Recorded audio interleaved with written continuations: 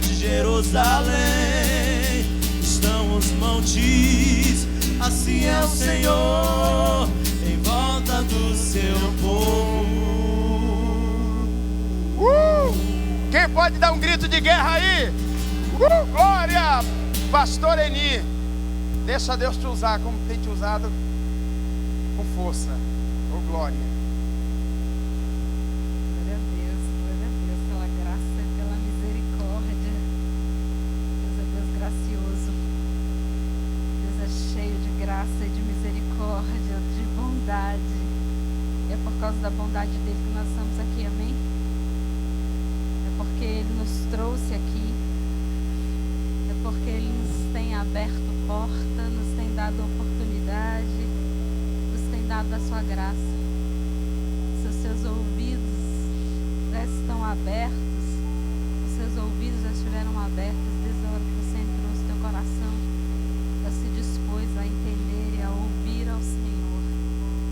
Ele pode fazer coisas transformadoras em nós, por nós e através de nós, amém? O texto que eu trouxe, a palavra que o Senhor colocou no meu coração,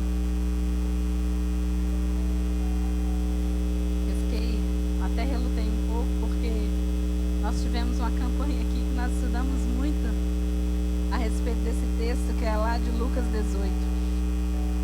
É a história da viúva e o juiz Inico.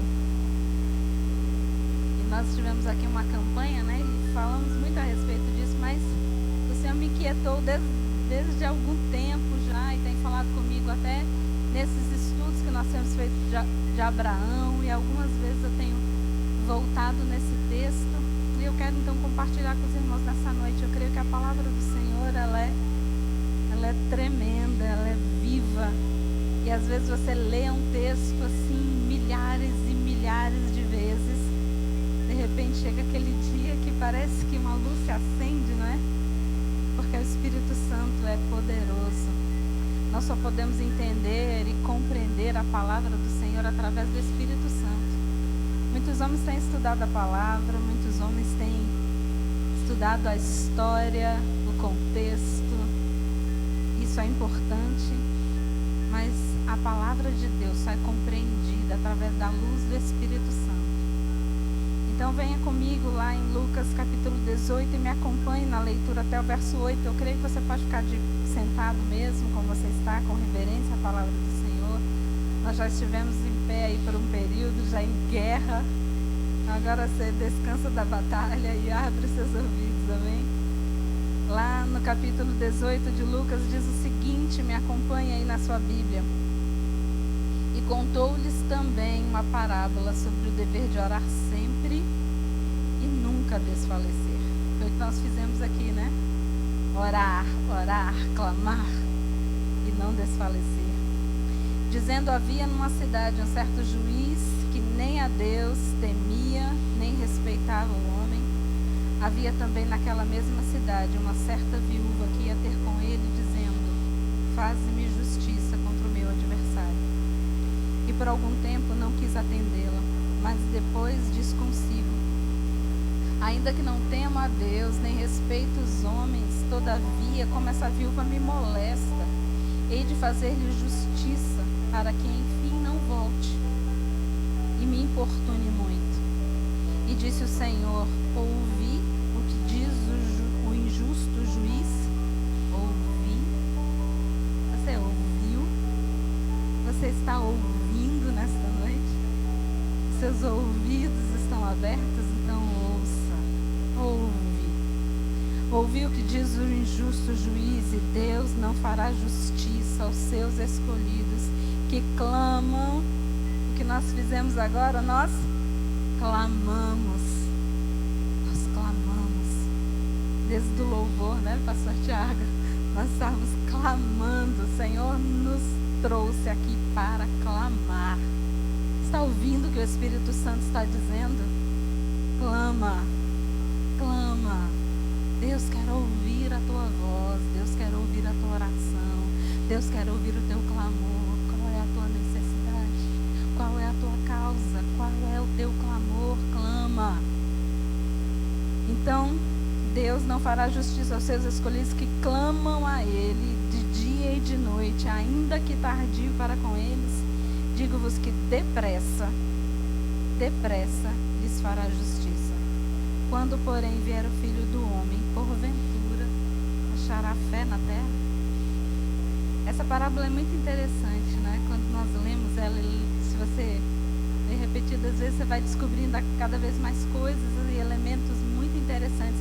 É uma já característica das parábolas de Jesus, né? Ela traz elementos que eram do dia a dia, mas ao mesmo tempo em situações que causam impacto, em situações que causavam impacto aos ouvintes daquela época e numa situação que causa impacto até os nossos dias.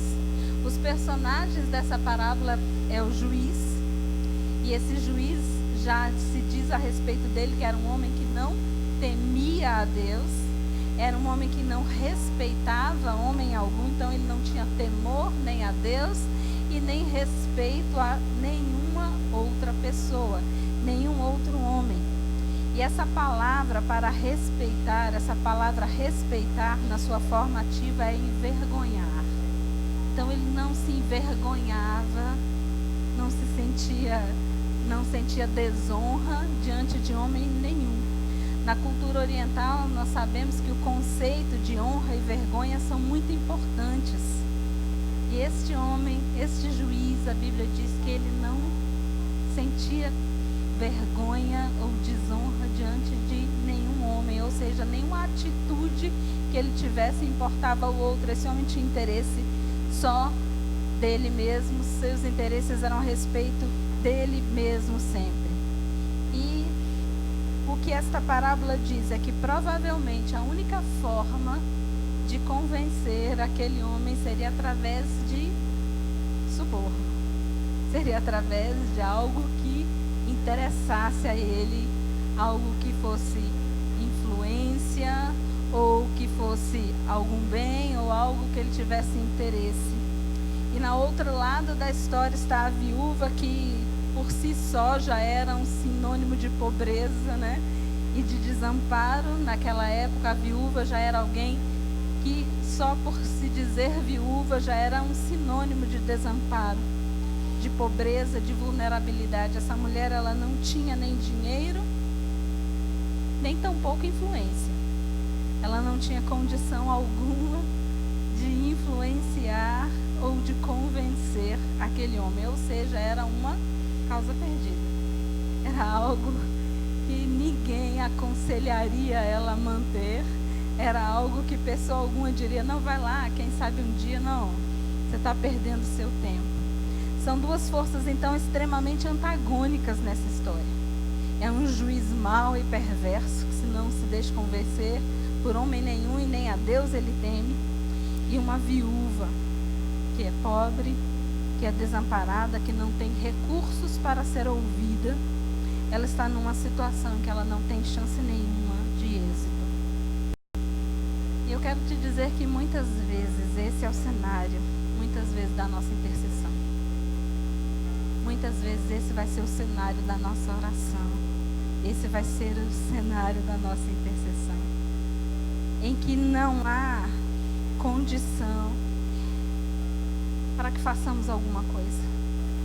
Em que os nossos recursos se esgotam, em que as nossas forças se esgotam, em que nós não temos humanamente condição ou capacidade para intervir, onde a nossa mão não alcança mais, onde não há capacidade ou habilidade nossa que possa mudar essa situação. Você já esteve num terreno de intercessão assim? Em que, olha, eu não tenho recursos, eu não tenho condição, influência ou habilidade para mudar essa situação. Só Deus. É só Deus. É só Ele. Eu não tenho como intervir. É quando você não pode mais fazer nada. É quando nós não podemos mais influenciar. É quando nós não podemos mais agir. Aqueles pais, né? Quem é pai e mãe sabe, é quando o filho cresce e aí ele vai tomar suas próprias decisões.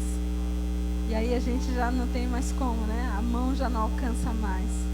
muitas vezes a gente não sabe, né? Se tá, se não tá, a mão não alcança mais, mas só a mão de Deus é que pode alcançar. Muitas vezes esse cenário que Jesus está apresentando é o cenário da nossa intercessão. Quando Jesus contou essa parábola, ele sabia exatamente que os discípulos iriam enfrentar após a sua morte. Jesus sabia que eles precisavam abrir os olhos para algumas estratégias e ferramentas para que eles sobrevivessem aos dias maus que eles iriam enfrentar.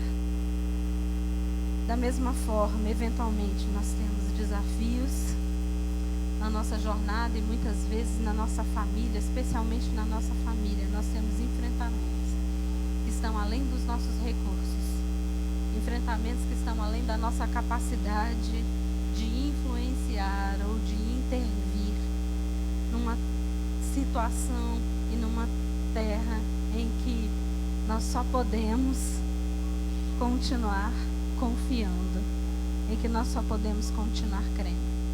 São questões como esta, em que a nossa capacidade se esgota, é que Jesus conta essa parábola. E nela ele vai trazer estratégias e ferramentas para esse campo minado de intercessão. Essa situação delicada de intercessão. Você tem uma causa assim, que é impossível, que é inviável. Eu me lembro de uma vez, aqui mesmo na igreja, uma irmã contou um testemunho. Ela estava com um filho no hospital e ela tinha recursos para estar com o filho no hospital particular. Ela tinha recursos para pagar os médicos que fossem necessários e o filho dela estava com muitas dores. E aqueles médicos daquele hospital já não tinham mais o que fazer, já não sabiam mais o que fazer. E o filho dela disse para ela: mãe, eu já não aguento mais. Era uma criança bem pequena, menor de 5 anos. E então alguém disse: olha, tem um especialista, né, que a gente pode tentar contato com esse especialista. E ela disse: olha, eu pago para que você venha. Já tinha passado o horário dele. Ela disse: olha, eu pago a consulta, eu pago para que você venha. Ele disse: olha, eu não vou. E ela falou: olha, eu me senti completamente impotente. Eu tinha recursos, eu tinha condição, podia pagar se ele quisesse que eu pagasse, mas eu não podia movimentar aquele homem para trazer. E aí Deus é que agiu na vida daquela criança, Deus é que fez algo poderoso naquela história. Às vezes fica desse jeito, às vezes nós até podemos ter recursos, mas esses recursos são nada, não são significantes, não podem mudar a história, não podem mudar a situação. O coração dos homens só pode ser mudado pela mão de Deus, pela intervenção de Deus. E se você tem um campo minado assim de intercessão, uma situação assim que não há recursos e que mesmo que você tenha recursos, esses recursos são insignificantes ou não são possíveis para alterar essa história, é aqui que Jesus entra e traz um ensino, e traz uma estratégia, e traz ferramentas nessa parábola. A primeira coisa que Jesus vai falar é que eu entendo aqui é a respeito da fé. A nossa maior experiência de fé, queridos, é a nossa oração. Essa é a nossa maior experiência de fé.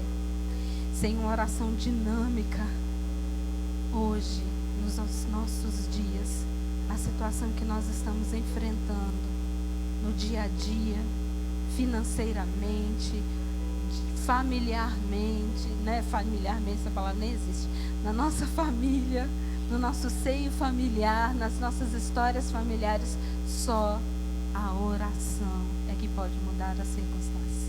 Esses dias estávamos estudando a respeito de Abraão, e quando nós estávamos vendo a intercessão de Abraão por Sodoma e Gomorra que seriam destruídos, lembra? Aquela situação que parece um regateio, mas na verdade Abraão está ali, né? Andando, né? Em guerra de oração.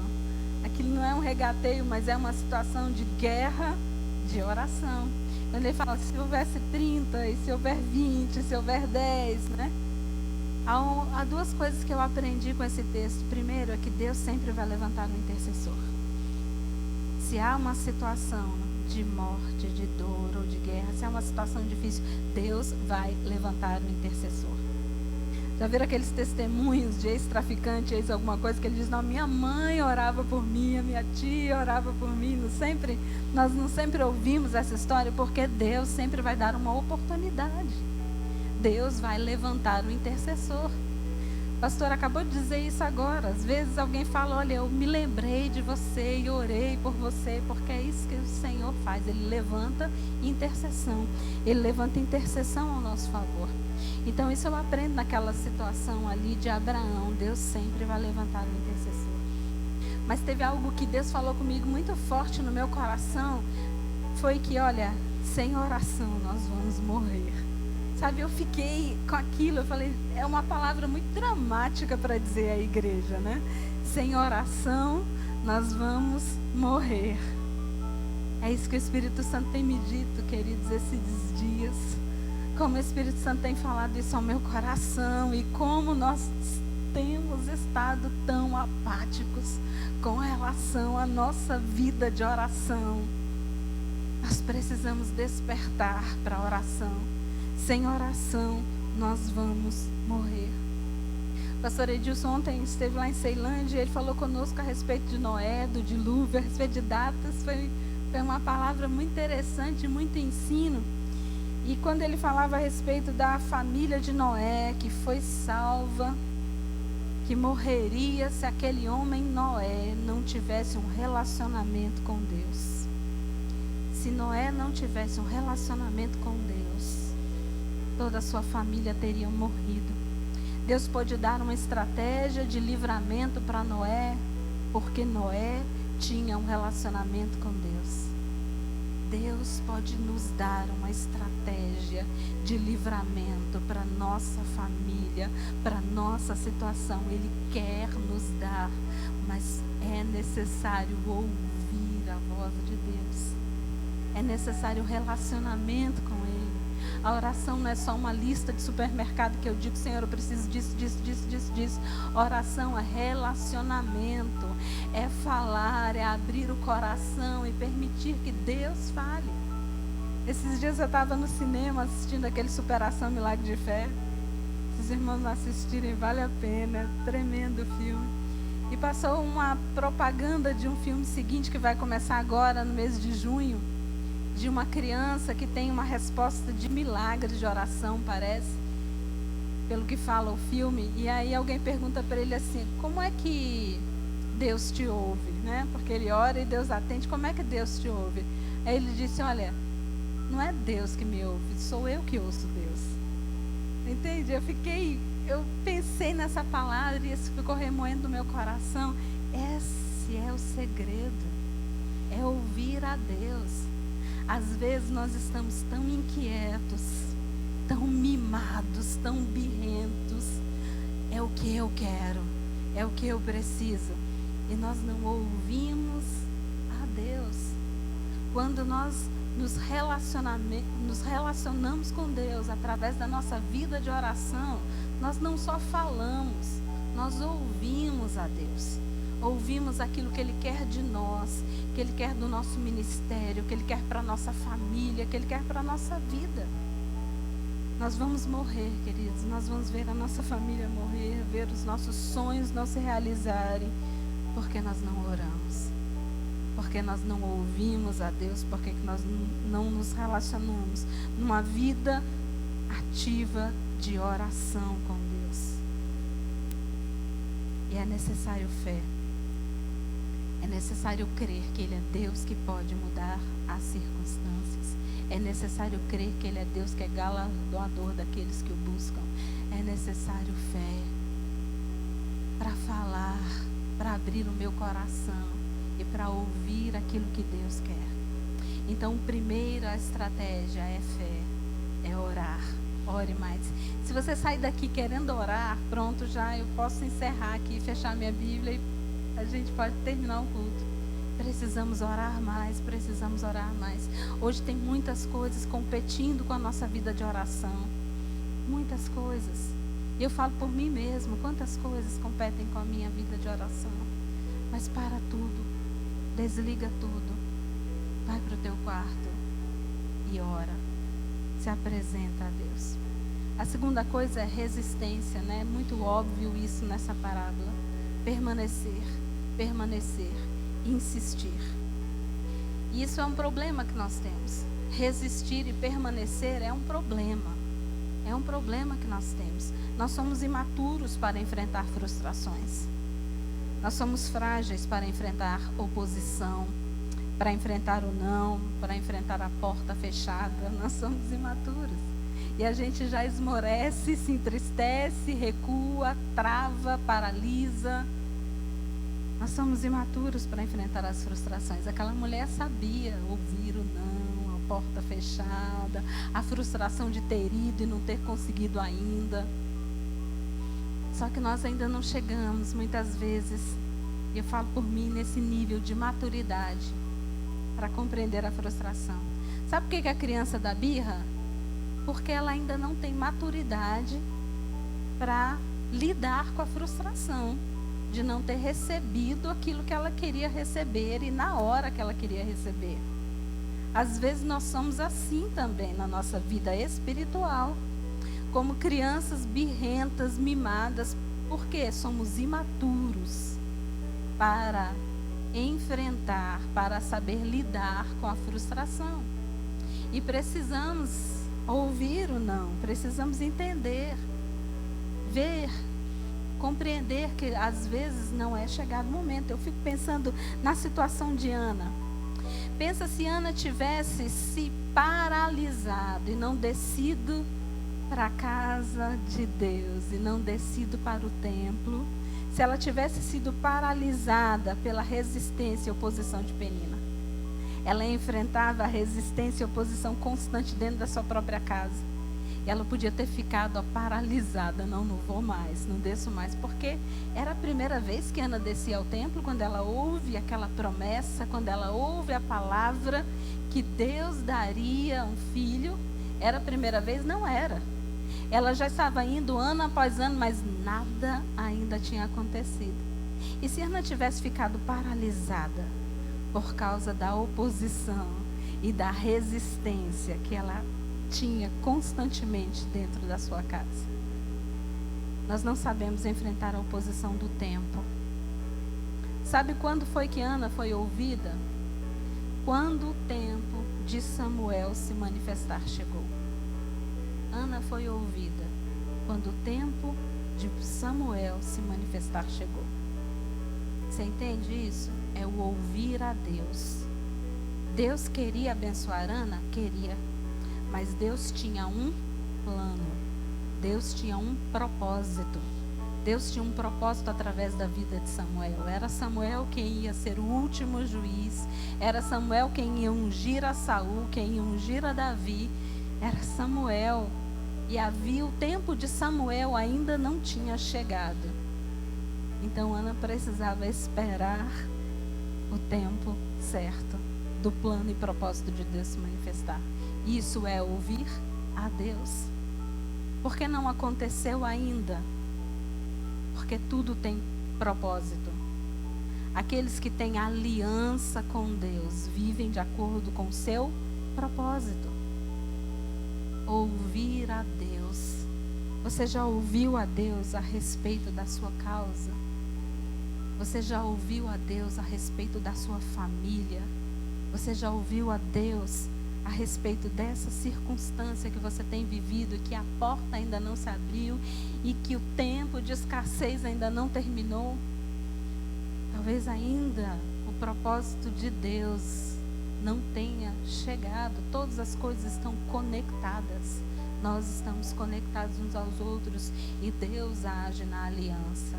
Deus age com propósito. Deus não vai te dar aquele emprego público só para você ser bonitinho, publicar no Instagram, no Facebook ou coisa assim. Deus vai te colocar numa posição porque você é aliançado, porque você é alguém de Deus, porque você é alguém com propósito. E lá no lugar em que Ele tem para você, haverá pessoas as quais você vai influenciar. Entende?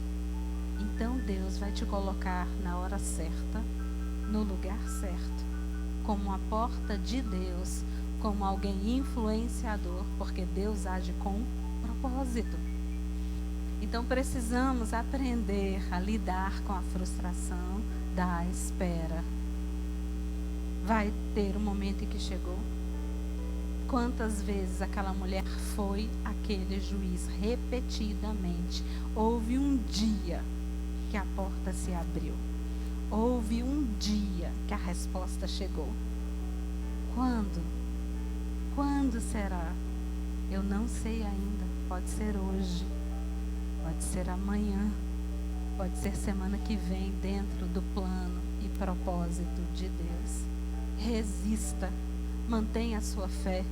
Resista ao tempo de espera. Persevere. Algo que eu preciso te dar certeza.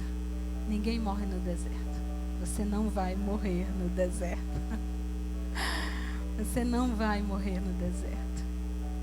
O maná só cessou quando o povo entrou na terra. Enquanto eles estiveram no deserto, Deus os sustentou. Deus é Deus para nos sustentar até no deserto, amém? Deus é Deus para nos dar alegria até no deserto. Deus é Deus para cuidar de nós até no deserto. Deus manda um maná enquanto estamos no deserto, para a gente se manter de pé e continuar caminhando. O maná só cessou quando o povo entrou na terra prometida. Quando eles entraram na terra da promessa. Então tenha fé, continue orando, resista, não desista. E o terceiro é que aquela mulher desejava mudança. Ela precisava que a sua causa fosse mudada. A situação em que ela enfrentava era insuportável para ela. Ela precisava de mudança. Ela continuou indo e dizendo: julga a minha causa, muda a minha história, muda a minha história. Ela queria mudança na sua circunstância e na situação. O deserto não era o lugar da habitação para Israel. Eles continuaram mudando de lugar até que chegaram na terra prometida. Eles foram mudando as tendas até que eles chegaram à terra. Desejo de mudança. Eu te desafio a olhar em volta na sua vida hoje. Olhe para a sua vida, olhe para a sua família. Olhe para a sua vida financeira, profissional, emocional, espiritual. Está tudo bem? Há algo que precisa ser mudado? Nós não podemos ser conformados. Olha, tá tudo bem, tá dentro, né? Tá certo. Não estou rompendo em nada, sou a mesma que 10 anos atrás, mas tá tudo certo.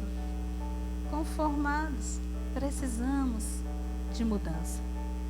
Precisamos de mudança. E só o Espírito Santo pode te dizer o que precisa ser mudado na sua vida. Algo na sua vida que não está como deveria estar, como você gostaria que estivesse. Algo que precisa de mudança. Deus, há algo na minha vida que precisa de mudança hoje. Para Deus agir, os nossos olhos têm que estar abertos para as situações que estão erradas ao nosso redor. Eu sempre penso que quando Deus coloca Adão para dormir, né? Quando ele traz Eva, abençoa, né? O auge da bênção, né, do homem, quando ele é abençoado com a mulher, né?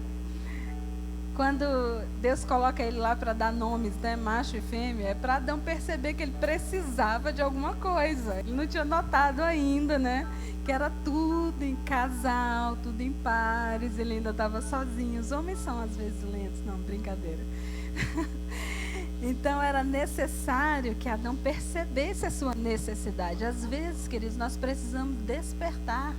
Às vezes nós estamos tão adormecidos que nós estamos conformados. Não, está tudo bem, eu aguento continuar sentindo dor, eu aguento continuar nessa mesmice, eu aguento continuar nessa estagnação, eu aguento continuar nesse lugar nenhum. Não, queira mudança. Sabe, diga: Senhor, essa situação não dá mais. Eu quero mudança nessa área da minha vida. Muda essa circunstância. Como aquela mulher, julga a minha causa, muda a minha história. O que precisa ser mudado nas nossas vidas? Nós precisamos abrir os nossos olhos. Qual é o aspecto da sua vida, da sua família, que precisa da atuação urgente de Deus, de uma mudança urgente, de uma mudança hoje?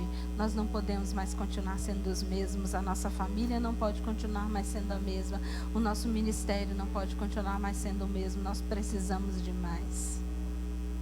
O apóstolo Paulo disse, olha, eu não julgo ter alcançado. Lembra quando ele diz? Já era o grande apóstolo Paulo. Ele diz, olha, eu continuo correndo, eu ainda não alcancei. Precisamos continuar correndo. Ninguém aqui tem carteirinha, né, de, olha, já sou crente há 30 anos, já fiz o que tinha que fazer. Não, continue.